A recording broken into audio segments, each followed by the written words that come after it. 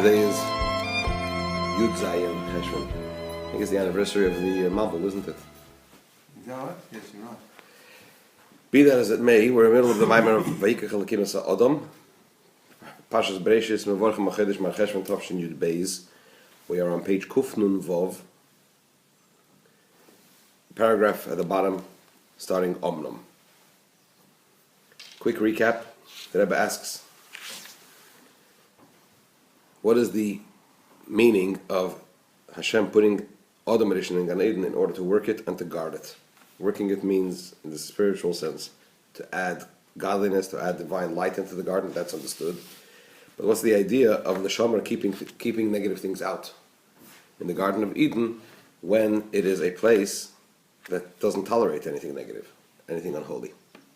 And in order to explain that, the Rebbe began first by prefacing introducing us to the three ideas of Olam, Shana, and Nefesh, which are brought in Sefer Yetzirah, upon which the entire Seder Shtalshalus, the entire chain order of creation, is founded. And the Rebbe began by explaining Olam. Olam meaning space. And the Rebbe explained that space is not only a physical phenomena, but it also relates to the divine energy that gives life to that space, as it were, right? And that is also space because it is apprehended by space. Then the Rebbe said there is Nefesh. Nefesh is a divine energy which is beyond giving life. Life comes from it, but it is beyond giving life. It is much greater than giving life. Right? I'm saying it in very, very short and kudus. Those two extremities seems to be a very wide gap between those two. If this is so high that it is beyond giving life, life comes from it, but it's beyond giving life. And then you have how the divine energy comes down and is apprehended in space. What is the connector between the two? That's where we're up to. And that is the function of Shana, time. And let's see how the Rebbe explains time. First, let's again go through the Pirush HaMilos to define what the Rebbe says. Sorry, Yoni, but philosophically, what's the difference between space and life? I mean, how can you have space without life? I can't actually find the creative process, as we understand, is always blended into one. It's quite difficult to separate those two parts out. How can one exist on its own? Correct. That's why, in fact, they don't. In actual fact, they don't. In actual fact, you can't have one without the other. Yeah. I mean, we talk about Olam Hazeh Gashmi. We talk about something that is defined by time and space. That's the definition of Gashmias. Existence as we know it, physical existence, is something which is within the realm of time and space, is defined by time and space. But here the Rebbe is dissecting how, and that's why he says that these three components are the foundation of the entire Seder Shtalshalus. The entire existence exists on these three foundations, not one separate from the other. Right. Right? So let's see how the Rebbe articulates it, because it's a very big sugya. And let's first go through the Pirush HaMilos. Omnam. However, in other words, in actual fact, what the Rebbe is describing, or what the Sefer Yetzirah is describing in these three short words, Olam, Shana, and Nefesh, is how existence as we know it comes into being. How does existence exist? Mm-hmm. That's what Olam, Shana, and Nefesh is. Existence is the combination of Olam, of Nefesh, with Olam through Shana. That's existence. Omnam, however, since this idea of Nefesh that we described earlier is beyond the concept of details, and is not in the form of a generality towards them, meaning to say, as mentioned earlier, we're talking about a level of energy which is far beyond that which is ultimately energized by it, through it, right? It's something from which life comes, but it is far greater than life, similar to the concept that I mentioned yesterday. Godliness is far greater than just giving life to existence, right? So how do you get, so although existence and life comes from it, how do you get from something which is so great and powerful, such a confined and defined existence? And on the other hand, the other extreme is that the idea of olam, world, which is the lowest aspect, the lowest extremity, existence. Olam is a concept of concealment and cover. To the extent that it comes into a defined entity of six edges, right? 6 dimensions, 6 surfaces. So there's this tremendous gap. How does the fusion, the combination, the connection between nefesh, which is the highest extremity, how does that fuse, how does that connect with b'chinas olam, the lowest extremity? Hainu, in simple terms, how does the soul connect with the body? And what are we talking about? We're talking about a level of soul, as mentioned before, which is much higher than just giving life.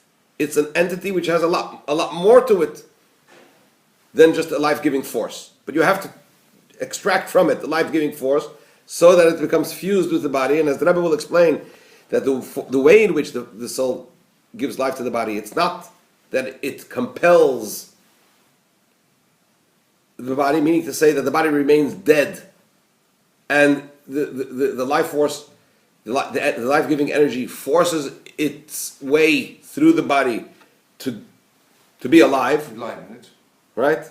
Like, for example, I think that, I might be wrong about this, but take, for example, if you take a piece of equipment and you put a battery into it, the equipment hasn't become anything living. The battery causes it to function, but the component parts of that piece of equipment, that piece of electronic, is dead. That hasn't become alive. Whereas the body, the physical body, actually becomes alive, right? And that's to that extent. It's to that extent that there needs to be the fusion and the combination between the life-giving energy and the body. And the life-giving energy, as we're speaking about over here, is far beyond the body. How does the fusion take place? However, says the Rebbe, this connection, this fusion between the soul and the body is in a mode of leaving and returning. This, in fact, is a concept which we learned in a Maimer previously. In Tafshin Yud Aleph, we learned about this quite extensively. This idea of Rotzu V'Shoiv, and as we go through it here, I think it may jog our memory in terms of what we learned there. I'm just trying to remember.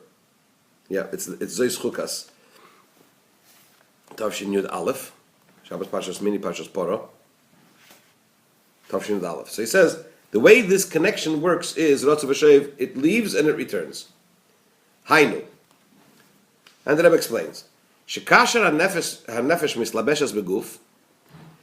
When the soul clothes itself in the body, harei hi miyad b'bchinas rotzu, it is immediately in the mode of rotzu, in the mode of leaving. Lotzes min haguf. As soon as it enters the body, it feels it wants to leave. Why? Because as explained in the Maimer, in that Maimer that I just mentioned, the life-giving energy feels it doesn't belong here. What am I doing here? I should be with my source. So as soon as it comes into the body, it feels that it wants to leave. And as the Rebbe will explain, this is a necessary component. It's a necessary characteristic that the life-giving force contains in order to give life. In other words, the feeling of wanting to leave is necessary, ironically, for the purpose of the life-giving force of the nefesh having the ability to give the body life, to the extent as mentioned before, that the body itself becomes a living entity. And the Rebbe will explain it. So the first moment it enters the body, it feels it wants to leave. So why does it stay? Omnam. Mitzadzeshi margeshes. Because of the fact that the life-giving energy feels, the nefesh feels, that what is the intention of its existence? Why did Hashem cause the nefesh to come into being? For the purpose of giving life to the body. That causes it to return to the body. V'nimtza, what comes out from this? Shehischabrus hanefesh ba'guf eino hischabrus t'midis. That the connection between the soul and the body, from the soul in the body, is not a permanent one. It's not a constant one. Not just you insert the soul in the body and it stays there, like a battery inserted in a piece of equipment. It's not like that. The soul is constantly leaving and coming back. His talkus, his pashtus. Leaving and disseminating itself, leaving the body and then coming back and being disseminated within the body. Like every night the soul is... Precisely. In the macro, it's like the soul leaving the body every night. It's like the flow and ebb of the seasons in the world, life and death. We spoke about this concept in that Shiur when we learned it. Not my mind when we learned it, right? This process is continuous. The energy leaves and the energy comes back. The heartbeat, the contraction and the expansion. Shezeu, what is this? Says the Rebbe. Shezeu b'chinas shana. Shu in yischalkas azman. This is the idea of the breaking down of moments. This is time, says the Rebbe. This leaving and returning, this is time.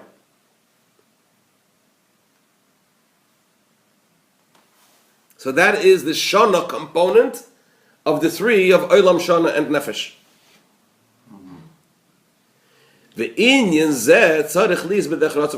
And this must necessarily take place, this relationship between the soul and the body must necessarily be in a mode, in a way of leaving and returning. It must be like that. I'm sorry. I said it slightly, I sang it slightly wrongly. And this idea that the connection between the soul and the body, the life-giving energy, and that which it gives life to, the fact that it needs to be in a mode of leaving and returning, specifically, it's not only because of the need of the nefesh becoming fused and connected to the body, it's also as a result of the light and the life of the soul itself.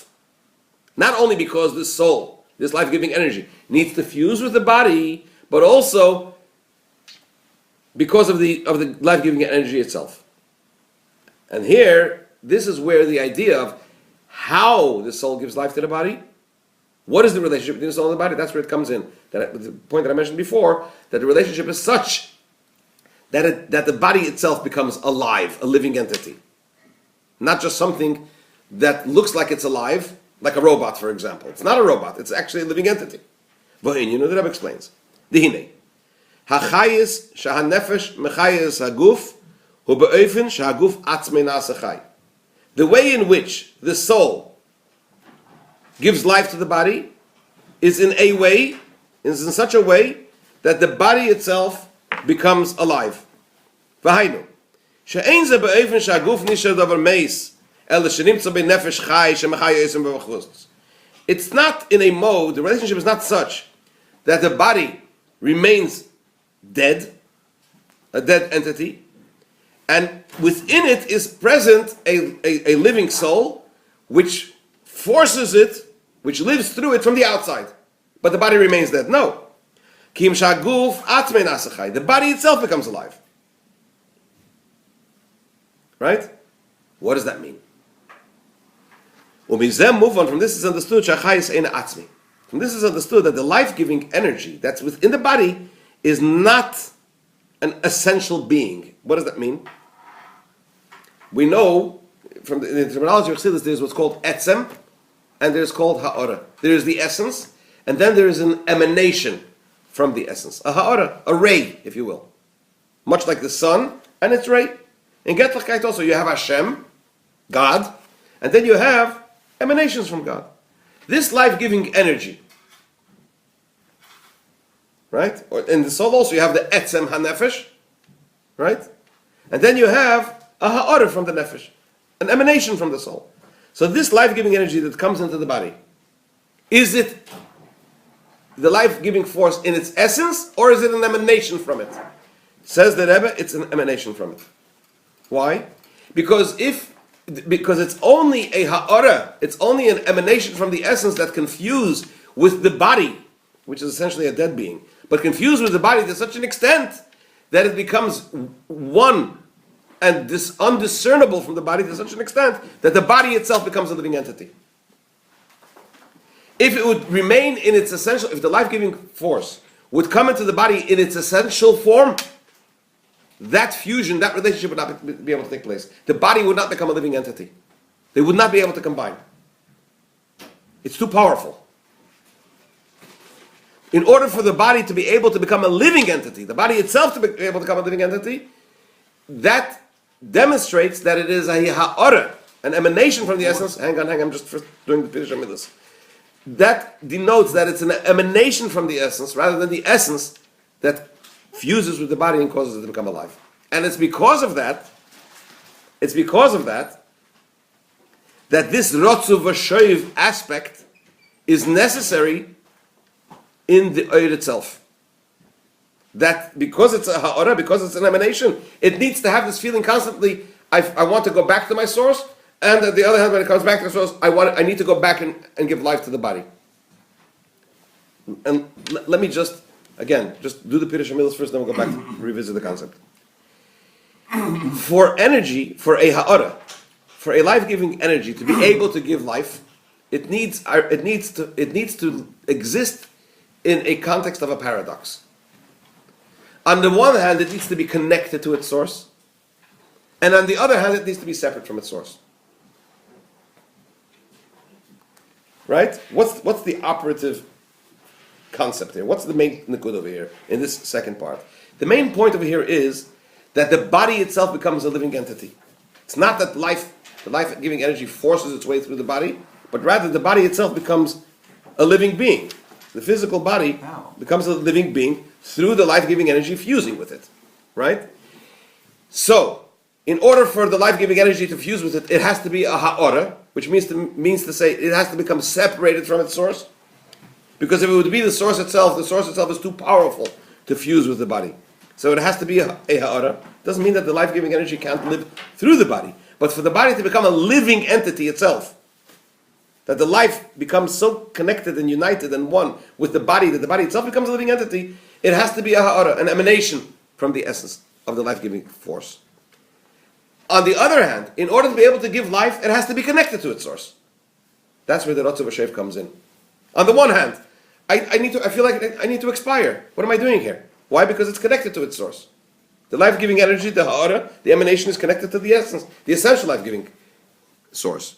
On the other hand, if it remains there, or it'll come down into the body as an essence, it won't fuse with the body enough for the body to become a living entity. It'll force its way through the body rather than fuse with the body. So it has to become separate from the source. It has to become a ha'ara. That's the shoiv, the returning, coming back to the body. So there's this constant process of expiring and returning, which as we see it, as we observe life, it all works nice and peace and harmony. But that's where you have the telltale signs of the heartbeat, of the moments of time, of the being awake, being asleep, life and death, the change of the seasons, etc., etc. This is all a result of this constant to and fro that you find in the life-giving energy, where it expires and feels like it needs to return to its source, and then feels that it needs to come back down. We'll elaborate the mitzvah more tomorrow.